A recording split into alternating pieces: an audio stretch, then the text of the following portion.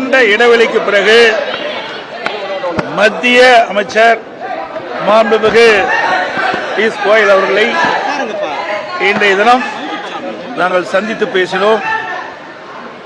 கிட்டத்தட்ட தமிழகத்தில் இருக்கின்ற நிலவரங்கள் குறித்து அவர் கேட்டறிந்தார். 2026 சட்டமன்ற பொதுத் தேர்தலில் அதிமுக, பாரதிய ஜனதா மற்றும் என்டிஏ கூட்டணியில் அங்கம் வைக்கின்ற கட்சிகள் ஒருங்கிணைந்து எப்படியெல்லாம் செயல்பட வேண்டும் என்ற கருத்தை பரிமாறிக்கொண்டோம். அடுத்த ஆண்டு நடைபெறுகின்ற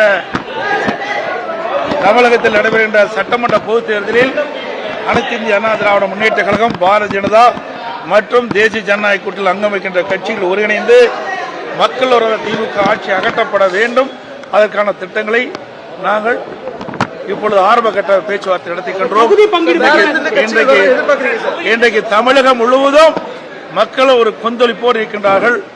இந்த ஆட்சியை திராவிட முன்னேற்ற கழக ஆட்சி அகற்றப்பட வேண்டும்.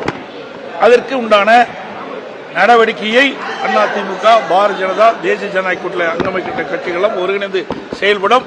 அடுத்த ஆண்டு நடைபெறுகின்ற சட்டமன்ற தேர்தலில் அதிமுக, பாரதிய ஜனதா தலைமையில் அமைக்கப்பட்ட கூட்டணி மிகப்பெரிய வெற்றி பெற்று ஆட்சி அமைக்கும் என்பதை தெரிவித்துள்ளது.